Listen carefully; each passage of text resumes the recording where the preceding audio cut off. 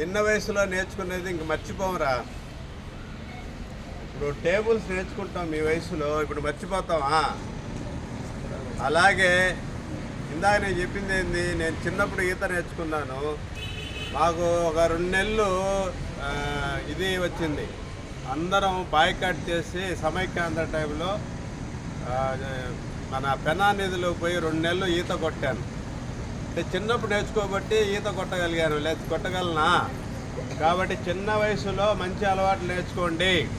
చిన్న వయసులో ఖచ్చితంగా రోజు 1 గంట సేపు వ్యాయామం చేయడం నేర్చుకోండి. ఇప్పుడు నేర్చుకుంటేనే మీరు ఆరోగ్యం ఉంటుంది. బతికినంతకాలం ఆరోగ్యంగా ఉండాలంటే రోజు 1 గంట సేపు ఖచ్చితంగా శ్రమ చేయాలి. చెమట పట్టేట్టు ఆటలు ఆడాలి. ఎవరైతే ఆటలు ఆడారో వాళ్ళు ఖచ్చితంగా ఊబకాయం వస్తుంది, రకరకాల జబ్బులు వస్తాయి. ఇప్పుడు చూడండి సార్, ఇప్పుడు 58 ఏళ్ళైనా నేను మాత్రలు మింగడంలే, అవసరం రావడంలే. ఎందుకు? రోజు ఒక అరగంట యోగా చేస్తాను, 1 గంట ఆటలు ఆడతాను, అది అవసరం. అలాగే సమయం పాలన ఖచ్చితంగా అవసరం. ప్రేయర్కి 100% రావాలి. ప్రేయర్కి సరిగా రావడం లేదంటే ఆ స్కూల్లో క్రమశిక్షణ లేనట్టే, చదువులో కూడా వెనకబడి ఉంటారు. ఏ స్కూల్లో అయితే 100కు 100% హాజరు అవుతారో ఆ స్కూల్లో 100% పాస్ అవుతారు, అది గ్యారెంటీ. అర్థమవుతుందా? ఎవరైనా చదవడం రాయడం చిన్నప్పుడే నేర్చుకోవాలి. 10వ తరగతికి వచ్చి నేర్చుకోవాలంటే కష్టం.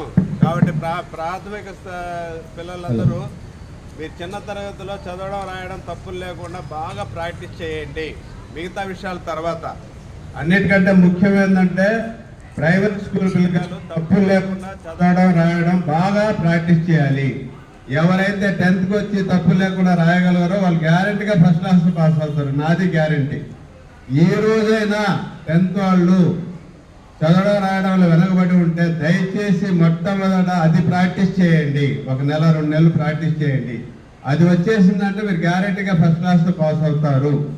నేను మొన్న సర్వే చూశాను, 85% పిల్లలు ఫస్ట్ క్లాస్లోనే పాస్ అవుతున్నారు. ఇప్పుడు ఫెయిల్ అయిన వాళ్ళందరూ 1-2 మార్కులు ఫెయిల్ అవుతున్నారు.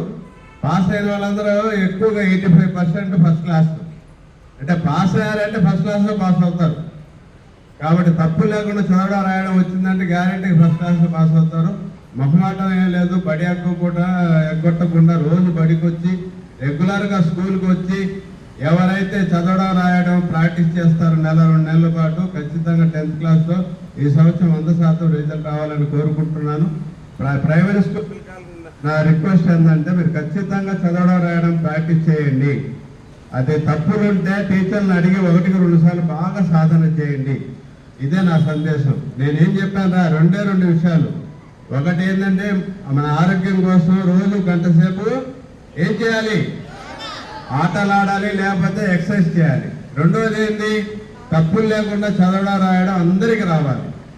ఈవెన్ 10th క్లాస్లో కూడా ఈ రోజైనా సిగ్గు విడిచి నాకు రాలేదు అని ఓవర్ యాక్షన్ కాకుండా కొద్దిగా ప్రాక్టీస్ చేస్తే మీరు కూడా ఫస్ట్ క్లాస్లో పాస్ అవుతారు. అది అర్థమవుతుందా? ఈ 2 విషయాలు మీరు ఖచ్చితంగా పాటించాలని నేను కోరుకుంటున్నాను.